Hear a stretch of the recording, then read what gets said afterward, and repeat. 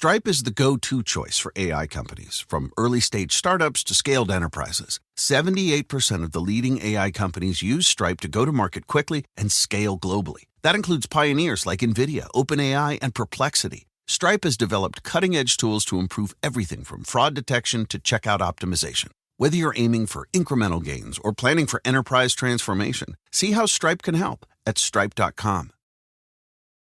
This episode is brought to you by Progressive Commercial Insurance. Business owners meet Progressive Insurance. They make it easy to get discounts on commercial auto insurance and find coverages to grow with your business. Quote in as little as 7 minutes at progressivecommercial.com. Progressive Casualty Insurance Company. Coverage provided and serviced by affiliated and third-party insurers. Discounts and coverage selections not available in all states or situations. So, you just started using LinkedIn Premium. Now what? Well, on your premium company page, you noticed around 7.5 times more page engagement and 5 times more page views. Well done. And now, new clients are messaging you. All because you're using LinkedIn Premium, which helps you get the business growth you want. Think big, small business. Think big. Start your free trial at linkedin.com/premium small business. That's linkedin.com/premium small business.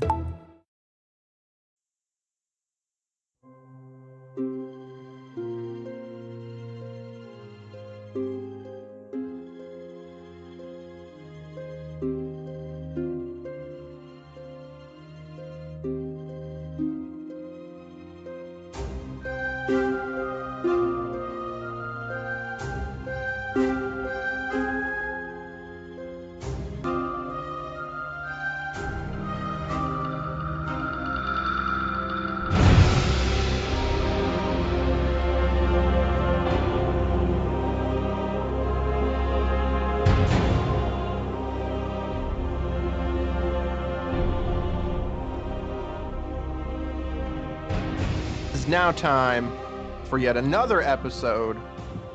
Actually, you know what? Not yet another. The first ever episode 1, 2, 3, 4, 5, 6, 7, 8, 9, 10, 11. Episode 13 of Game Pass or Pass, the podcast where we play games on Microsoft's Game Pass service and tell you which games to pass on to your friends and which games to simply pass on by.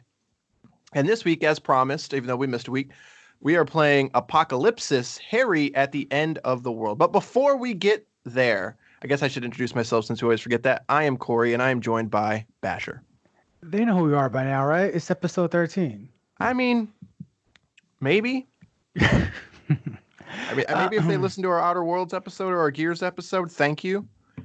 Outer Worlds is actually catching up to Gears. It's only 7 plays behind. So clearly those are the episodes that people like.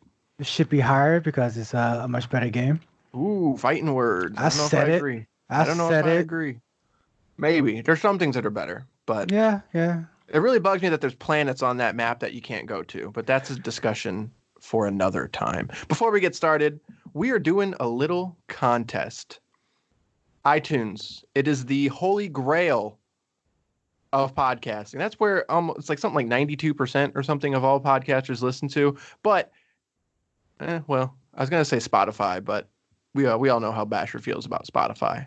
Wait, people still listen to Spotify? Apparently, I just got 6 months free with my Game Pass Ultimate. Whoa. So, that's actually kind of nice. But anyways, so we're going to be doing a contest. If you want to win, I guess it's not really win. This is a first come, first serve thing. So you have to get so many reviews on iTunes before they kind of deem them worthy or deem them as legit. So when that happens, the first, because it does have dates, the first person that writes a review will get a 1 month, I won't say trial because it's not a trial, but it's a 1 month code for Xbox Game Pass Ultimate. We're not doing just Game Pass for console or Game Pass. We're doing both. We're doing Ultimate. You're going to get Xbox Live Gold with that. So if you're listening to this right now, go to iTunes, leave us a review. I'm not saying you have to leave us a 5-star review either. You can just leave us a review and tell us how you honestly feel. And once you do that, I have a question about this contest. What? Can I win it? No. Okay. Didn't you already buy like 2 years? Oh, no, that was me. I bought like 2 years. Never mind. That's not the point. So the first person to do that, to go on iTunes and leave us a review, and once it's all populated, I can see the dates of when they were left. I will reach out to you via the little iTunes thing, and we will go from there. But you can also follow us on Twitter at not Game Pass. That would be interesting if we got the Game Pass handle, though. Like, I probably could have sold that for a lot. But we are at play_tested on Twitter. So go ahead, leave us a review, and then when we get that populated, we will hand that code out. But it is now time to talk about Apocalipsis, Harry at the End of the World. Whew, all right, let's do this. This is by developer Punch Punk Games. Is regularly priced at $6.99. It is also available on Mac, Xbox One, PlayStation 4, and Nintendo Switch. It is not Xbox Play Anywhere. It is actually only available on Game Pass for PC. Therefore, it is not crossplay, but it also is not multiplayer. So there is no DLC. And there is a soundtrack available, which you can purchase. I don't know if you want to qualify that as DLC on the Steam version of it, but the Microsoft version, you cannot do that. And it is on Xbox, but it is not Xbox One X enhanced. This is a point-and-click adventure game, kind of, but that's going to do it for all the details. But we have both played Apocalipsis, Harry at the End of the World. And how do we feel about it? God. Yeah, you started off with the edit there.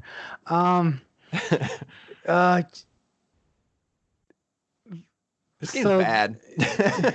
Like, oof. There's very few times I could find 0 things good about a game. Yeah. Because like a game like this, I could usually say like the music was nice, but there's really literally nothing I like about this game. There's a whole lot of just stuff here where I'm just like, oh, you made that decision. That's interesting and not fun at all. Yeah, that's kind of how I feel.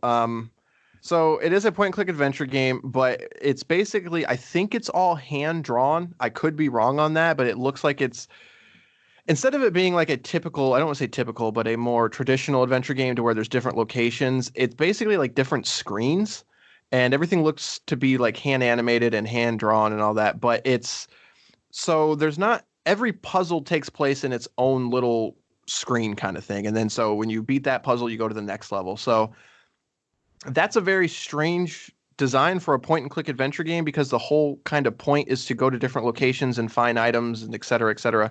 So in this one, you are really just you solve a puzzle per screen area, and I mean, like, that would be fine if perhaps you got things that carried over to the next few levels or screens, or if the puzzles on those screens were in any way challenging or whatnot. But I mean, each screen each puzzle will take you 2 minutes to figure out, and then you're on to the next one with a loading screen on top of that. And it's just kind of like, what's the point? Like, why would you break the game up in such a tiny way? Like, you could have built this entire game from as one giant map, almost not giant, but one larger map, and then move around that map. Instead of that, you have like one area in this map, then you move on to the next one, then you move on to the next one. All the while it's telling a pretty uncompelling story. Like there's really nothing to keep you going, because the gameplay there is kind of bland. And then when you get to the actual story of it, where it could have shined, that's where it really could have kept people, is if these hand-drawn art or the way the voice acting is delivered, if that really carried through. But that didn't even happen. I had it reminded me of the game we played earlier, the other very traditional RPG. Apocalipsis? Yes, Apocalipsis, the Stolen Sun. A game like that, gameplay wise, you can say it's very stale, very dated, whatever. But I honestly had a good time with the character. I felt like the characters were well voiced, well acted. I felt like if you wanted to get into that story, like it's pretty simple, it's pretty straightforward, and it's you can get into it. Whereas this is kind of like they try this holier than thou kind of pretentious story here, and it's kind of like you're not nailing it at all. Yeah, I'm trying to like. Okay, here's the thing. Like you said, if there was something about it that was delivered in a way that you could, kind of latch onto, but the thing is, it, I can't think of the word to describe the story because Yeah, it's not pretentious. That's not what I meant. But something. yeah, It's like it feels like it's trying to say something, but I'm so just like I guess bored with it that like I'm just sort of like tuning out of the story. I couldn't tell you what this game is about. it reminds me of one of those games based on Dante's Inferno. In Yeah. a way, it's kind of delivered as well, but it's just not nailing the delivery whatsoever. Right. And so I believe he's trying to get his love back from like the underworld. That was the context that I got. But that's it.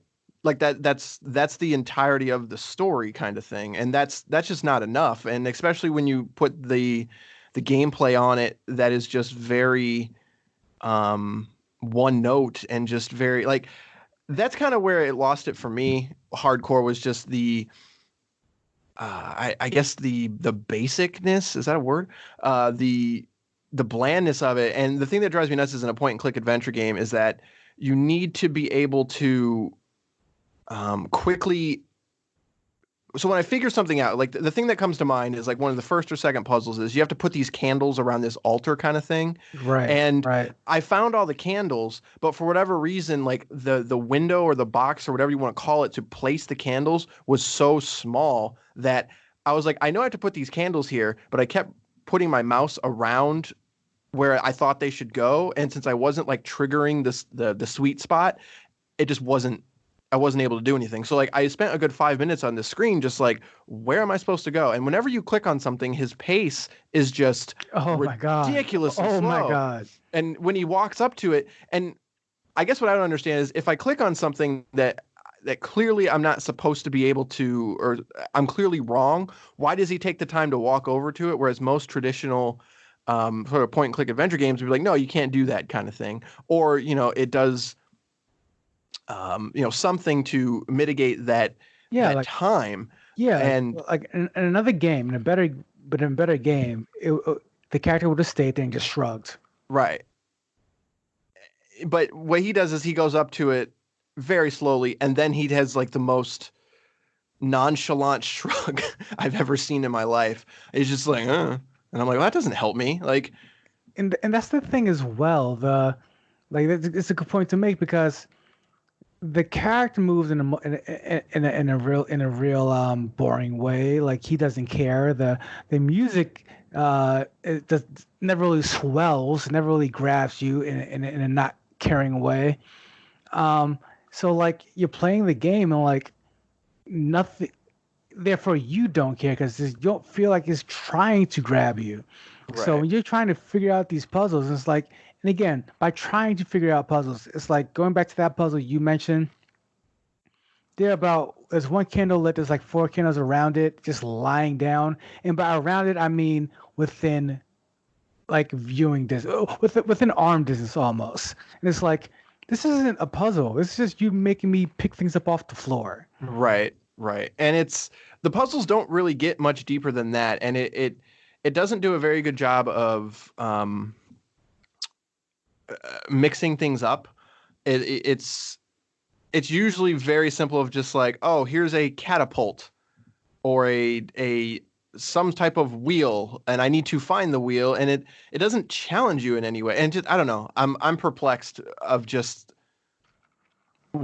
It's like the game wanted to tell a story, but the story wasn't strong enough. So they're like, well, let's put a game with this story, and then neither one really does anything. I don't I know. I could switch to a whole lot more to it. I mean, Yeah. there's like, I mean, there's a lot they could have done with the idea of only being able to hold one item at a time. Like, you could have used that mechanic to go back and forth between screens and figure out like, oh, I need to get this to do this, but I have this, so I need to put this here first or drop this here, or there's a lot you can play with that, but instead it's like you pick up one thing and you just click around until it fits. You pick up the next thing that's in viewing distance, you just click around till that fits.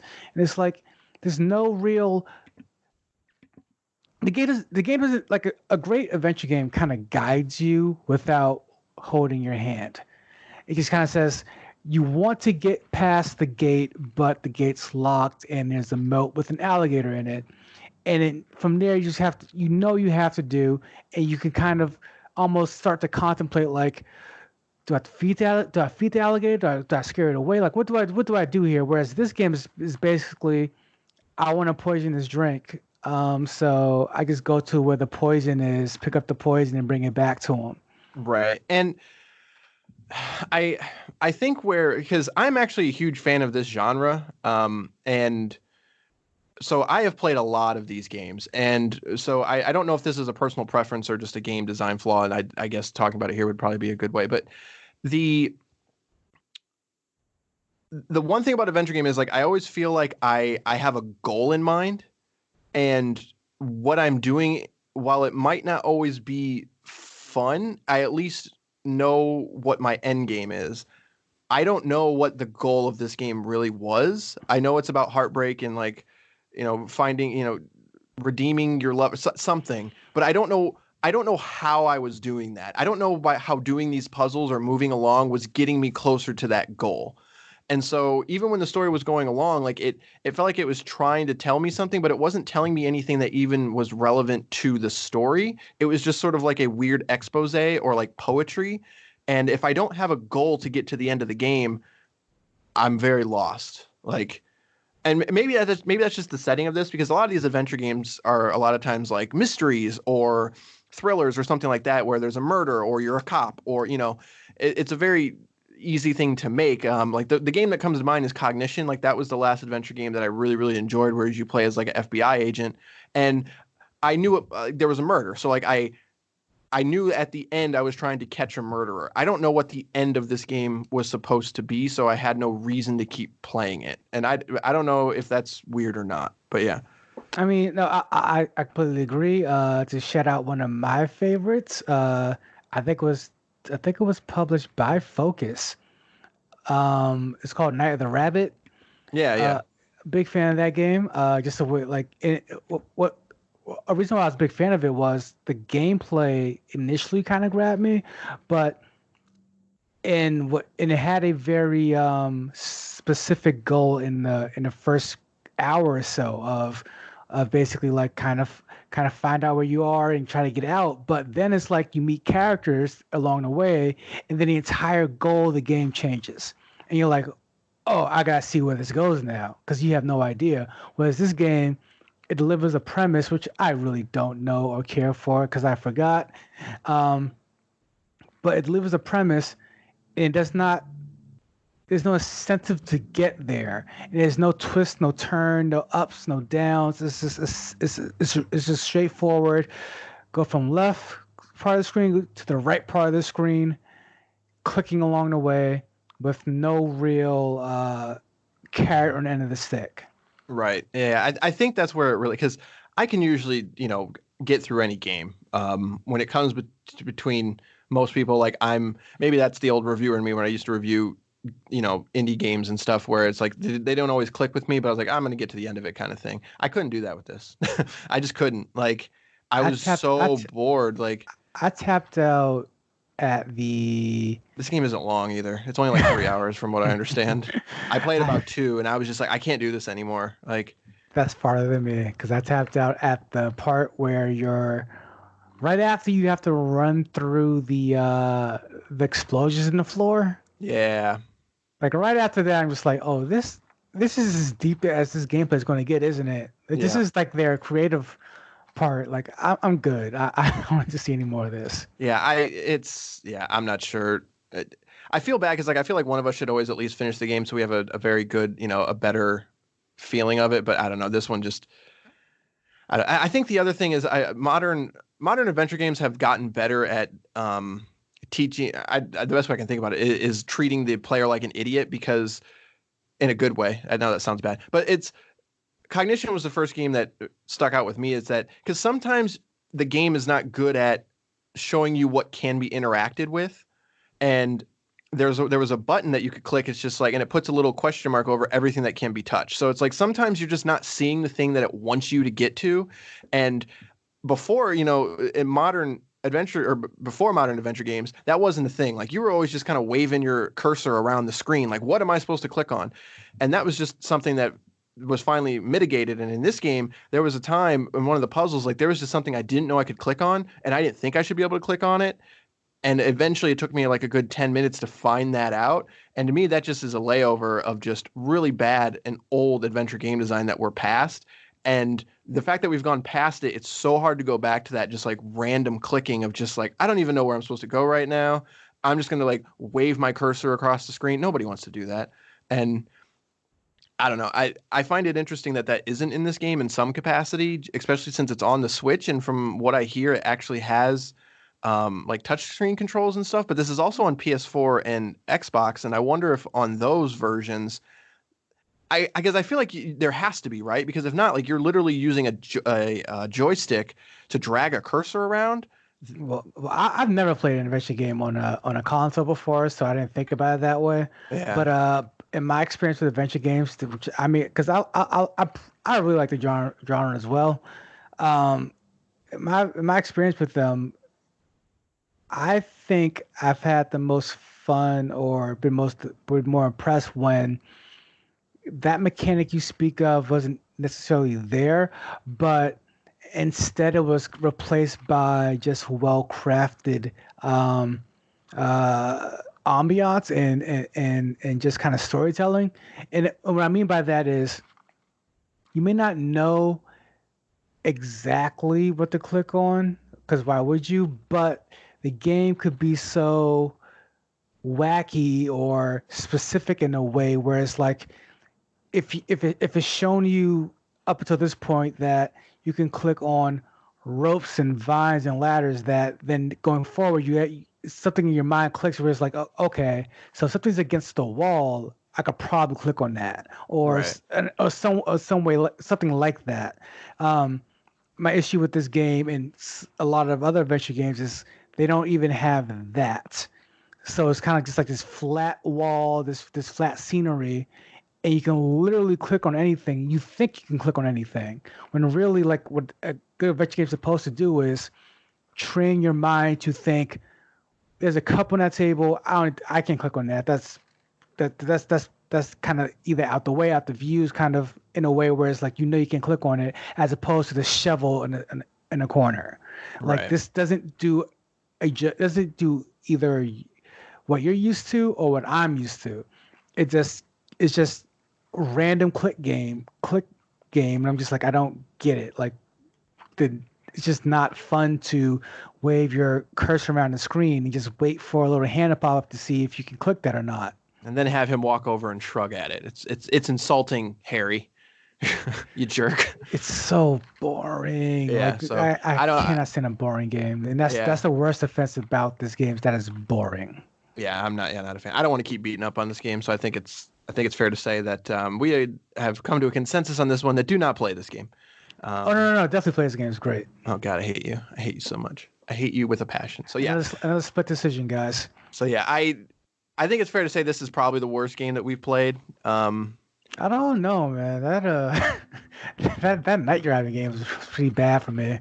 That was not great either. I was not a fan of that one. Yeah, but I could get to the end of that one, and I at least I want to say, like, I at least was interested in the subject matter. I don't think it quite got there in terms of delivering on it, but at least the premise was there. Whereas this, just from click one, I was like, no, I'm good. I'm good. No, I'm good. So, but yeah. So for Apocalipsis, Harry at the End of the World. Don't play that one. Skip that one. We've done the work for you. Just do yourself a favor and skip that one. But that random button is dangerous. It's dangerous. Yeah, it's dangerous. But speaking of random, we're not going to do it next time. So the next game that we are going to play is another indie game, and that will be Minute. That was released not too long ago on Xbox Game Pass. It is available on console and on PC. So I'm looking forward to talking about that one. It's a nice little bite-sized game, but we will talk about that next time.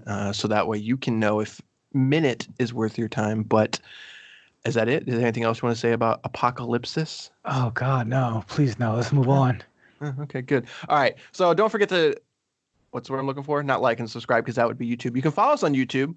We are at Play Tested. You can follow us on Twitter, Play_Tested. Don't forget to review us on any podcast listening service that you listen to, whether it's Pocket Casts, even Spotify. I know Basher has issues sometimes with their Spotify listeners, but I like you. I think you're great. You're lucky it's a clean podcast. I have something to say about these Spotify listeners. I think you're great, and I appreciate it when you do listen. And write us some reviews. You can also email us if you want to tell us that maybe you love Apocalipsis at gpopfans@gmail.com.